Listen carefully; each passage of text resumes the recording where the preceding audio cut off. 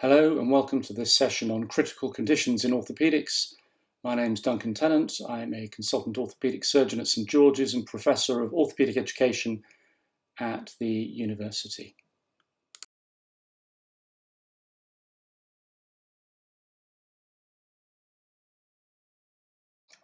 Some of you may be wondering why you need to pay any attention to this session, as most knowledge is on the internet and you're not going to be orthopaedic surgeons. However, you will come across some of these emergencies. It's very difficult to look things up in a hurry, and if you don't know about it, you won't know to look it up at all.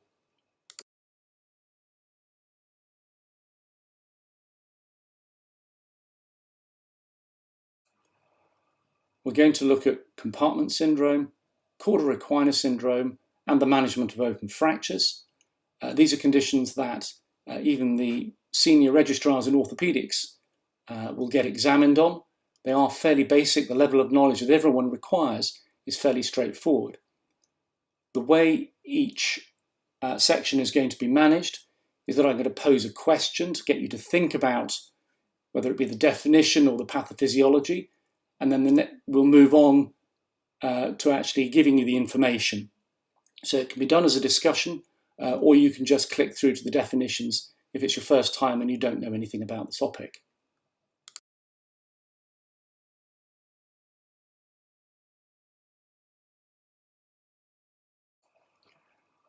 The first topic we're going to think about is compartment syndrome, and at this stage I would ask you to try to define compartment syndrome. You might want to pause the video at this point, have a think about it, or possibly even look it up, and then you can go on to the next portion and you'll see what the answer is.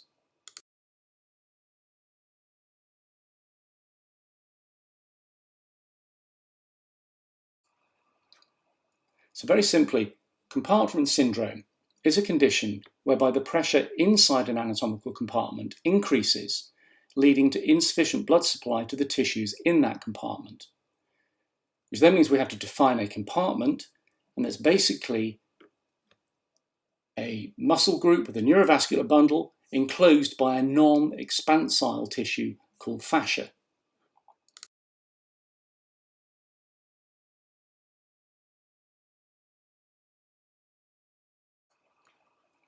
There are compartments all over the body. The classic ones that we think about are in the distal aspect of the leg and in the forearm, but you can see compartment syndrome in the thigh, in the buttock, in the hand, in the foot.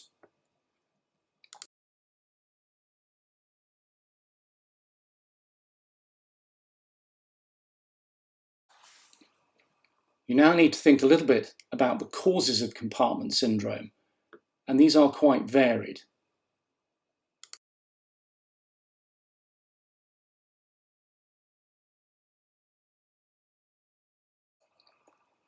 Basically, compartment syndrome can arise whenever you have this constrained compartment and swelling within it.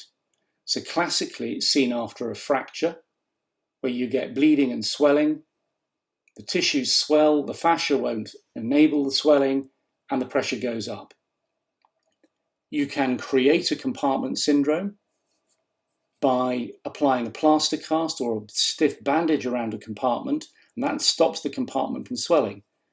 So very typically in the accident and emergency department, you'll see a back slab being put on, and this is for that very reason, that it will allow swelling so that you don't give the patient a compartment syndrome when they go home.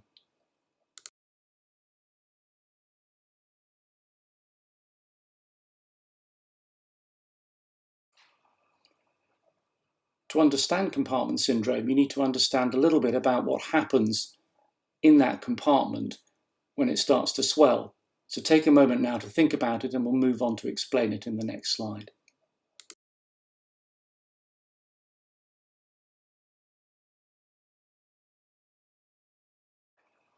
The basic process of the development of compartment syndrome is that you get the tissue trauma, which means that you get bleeding and you get swelling as the cells start to break down. The pressure then starts to rise, and this will start to then compress the smallest vessels, the capillaries, And as the pressure goes up, then you start to get more cellular necrosis, more edema. You're going to get ischemia of the muscles. Pressure's going to keep going up. Then you start to get venous occlusion. But note, you don't get arterial occlusion, because that is a completely different condition.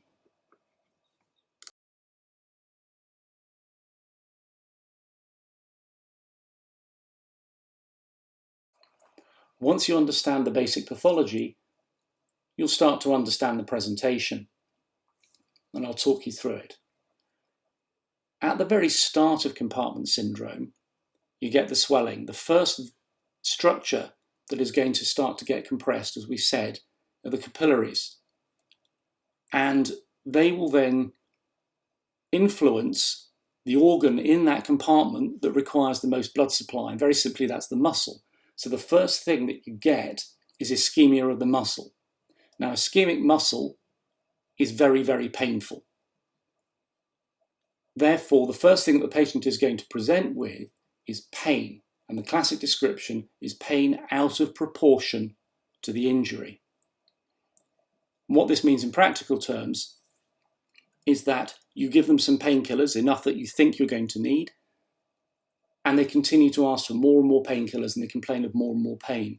At this point, the alarm bells should be ringing. The capillaries also supply the nerves, and therefore the nerves are going to stop working. And what you get is paresthesia in the distribution of the nerve that's going through the compartment. So classically in the forearm, that's the median nerve. So they will get numbness, not dissimilar to carpal tunnel syndrome. So these are the key features. They get this pain out of proportion and the altered sensation. And if you start to see those, you need to start thinking about compartment syndrome.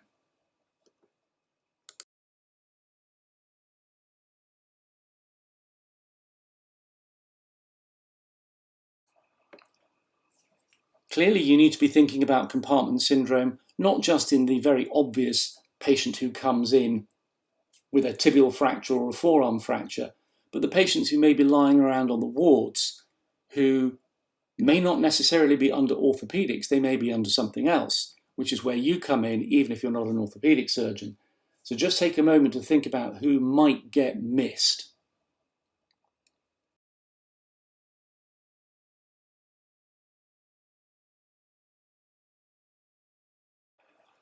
So there are two big groups of patients who may get missed.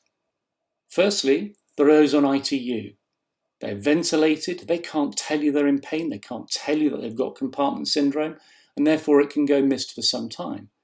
The other group are those with spinal injuries. Again, they cannot tell you about their pain, and therefore they may get missed. As a result of this, they'll get contractures and long-term problems, even if they don't have a functional limb.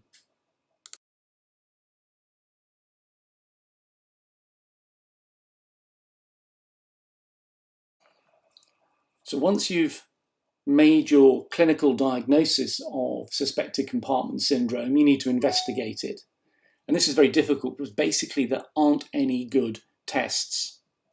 You can do compartment pressure monitoring, but it's invasive and it's not very reliable. Essentially, once you've made the diagnosis, you need to phone somebody senior, and they are then going to undertake the definitive treatment.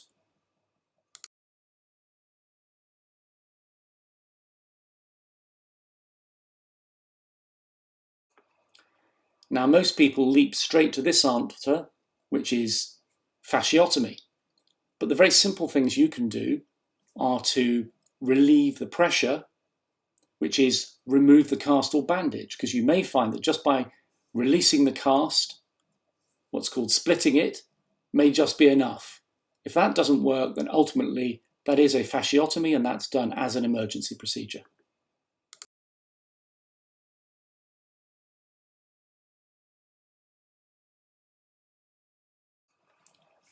If we now move on to Cauda Equina syndrome, again, do this a little bit as question and answer. The first thing you need to think about is, what is the Cauda Equina?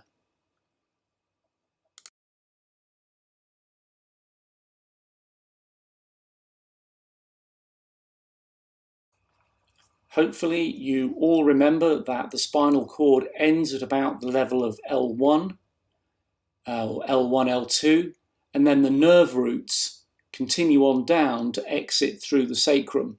And therefore below the end of the spinal cord you have this collection of nerve roots which dangle down a bit like spaghetti, but are described as a horse's tail, which is the Cauda Equina for the classicists amongst you.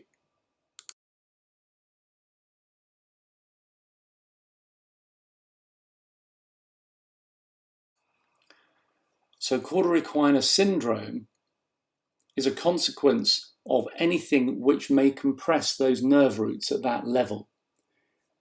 So you need to be thinking about the potential causes. These can be anything in that region. So just work your way through the anatomy and think of disc, tumour, fracture, any other form of swelling. All of those will compress the cord or the roots at that level and start to give you Cauda Equina syndrome.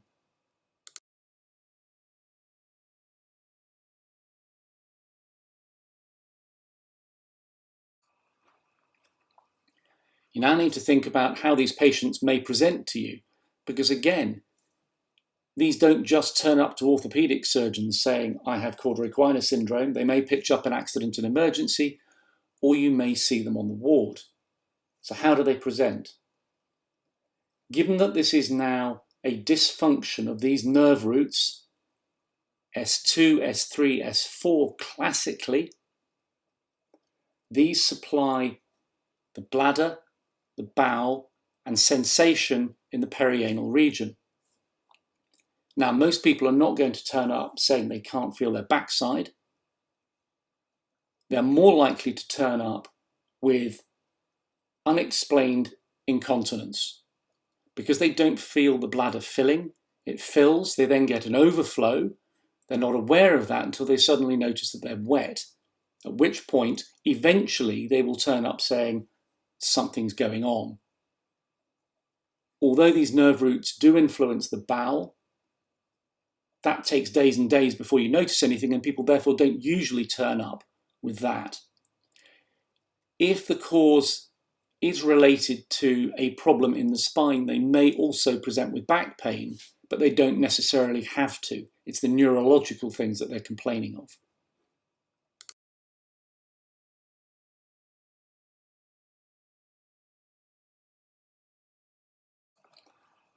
People often get a little bit confused about discs and Cauda Equina, and it is relatively straightforward, as you can see on these axial pictures.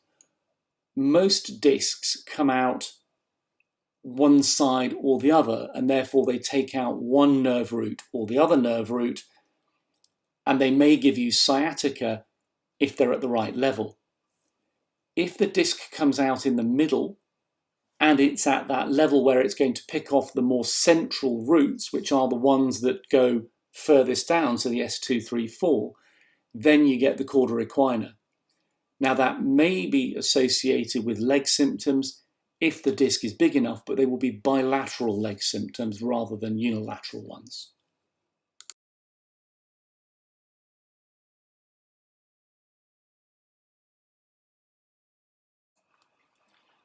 So you've got the history and you suspect that there may be a Cauda Equina. The next step is the clinical examination, and you will find numbness in the perianal region. They talk about this target S2, 3, 4 around the anus.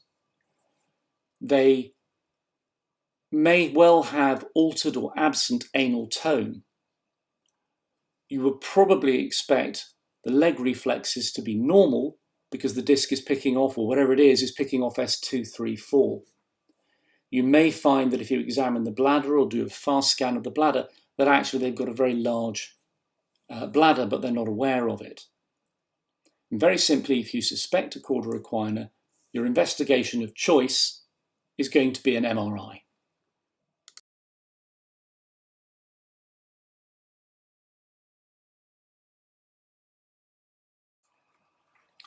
On the MRI, whatever the cause will be, if you have got Cauda Equina, you will see something protruding through, obliterating the spinal canal, and that fairly convincingly gives you the diagnosis.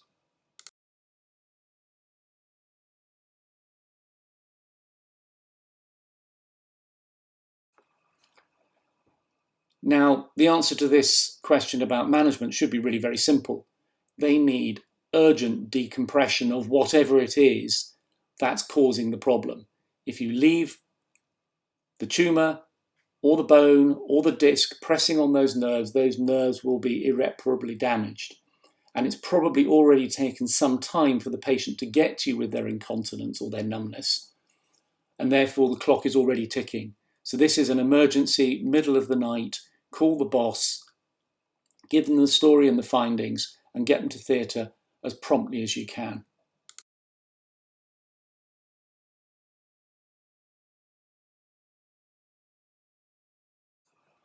And finally, we look briefly at open fractures.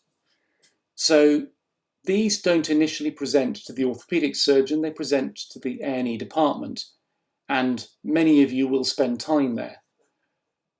The reason we're talking about them is that quite often, when there's lots of blood or there's bits of bone sticking out or there's major trauma, people panic slightly. And what I'm hoping to do with the rest of this talk is to get you to understand that actually the basic principles are really simple and there's an awful lot you can do with no orthopaedic or specialist surgical knowledge. So the first thing we need to do is to define what is an open fracture. So just take a moment to think about that.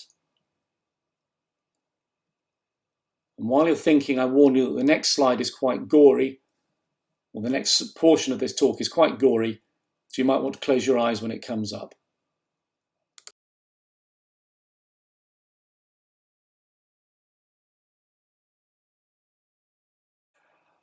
Very simply, an open fracture is a fracture in which there is communication between the bone and the external environment. This can be something like you see in this picture, or it can be a very simple 1 centimetre injury which tracks down to the bone.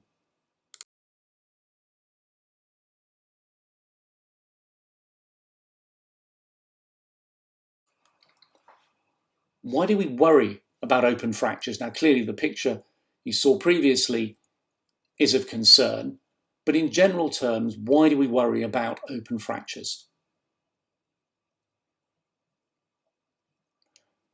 The simple answer is that to sustain an open fracture, you must have greater energy, and therefore there is more damage to the soft tissues, to the nerves, to the arteries, to the muscle. There is also contamination of the wound from whatever the external environment is, so there's an increased risk of infection and of non-union and osteomyelitis ultimately in these fractures.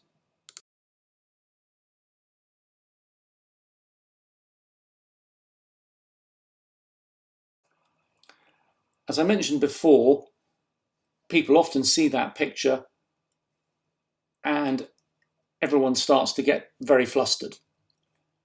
The management is actually very straightforward, and you need to think about how you would approach that patient. So just take a moment,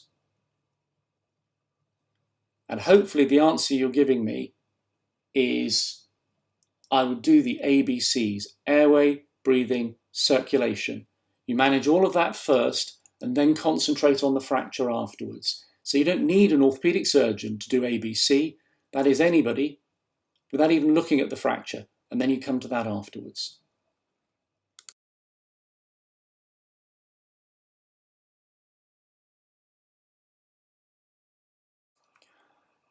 We're now going to go through some of the really simple things that you can do to manage this fracture.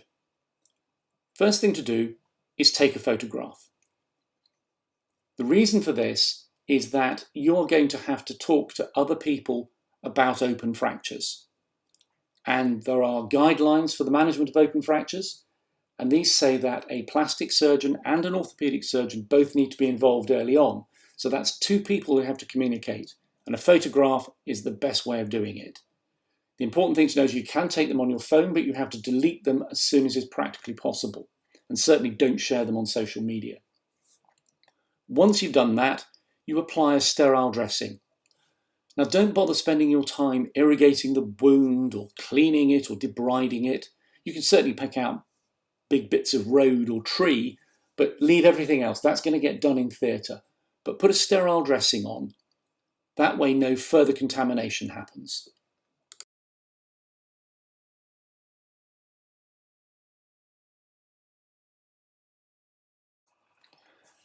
The next simplest thing you can do is help to manage the pain. So you apply a splint. And again, it doesn't have to be fancy.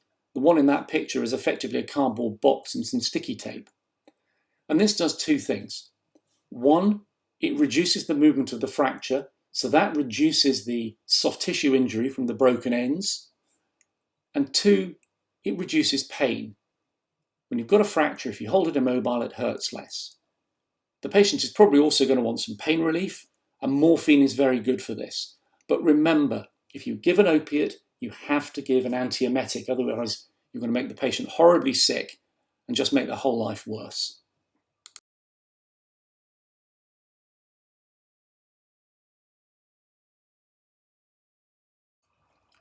And finally, we get to the orthopaedic bit. So they're going to need an X-ray, but you only take the X-ray once you've sorted out all of their other ABC problems. The last thing you want to do is to wheel the patient to an X-ray department or a CT scanner if they're hemodynamically unstable. And then finally, they get an operation. Now the operation is combined between the plastic surgeon and the orthopaedic surgeon, and you've got time. There used to be we rushed them to theatre, but now it's when it's going to be best for the patient, which may be 24 hours or so. And they will get referred to a specialist centre quite often. St George's takes the open fractures for the region. So there may be a delay, but that is fine if they're going to get the best care.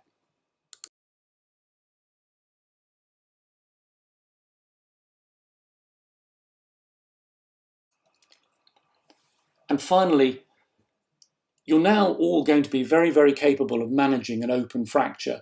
But remember, call for help early on.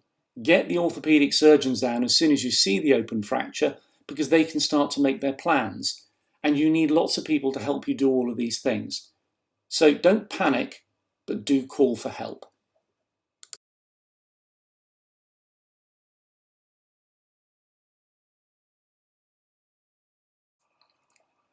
So thank you for watching this talk on critical conditions, and I hope you've managed to participate in it. And it should give you a feeling for some of these things that aren't necessarily orthopaedic. They may appear on the wards, but they are emergencies. And if you don't know about them and know something about the management, you're not even going to think to look them up, and you'll miss the diagnosis and potentially cause some significant harm to the patient. If you want to know more about them, please do talk to the orthopaedic teams. They'll advise you, and what you'll discover is actually this basic management is all you need most of the way through your career if you want to be an orthopaedic surgeon.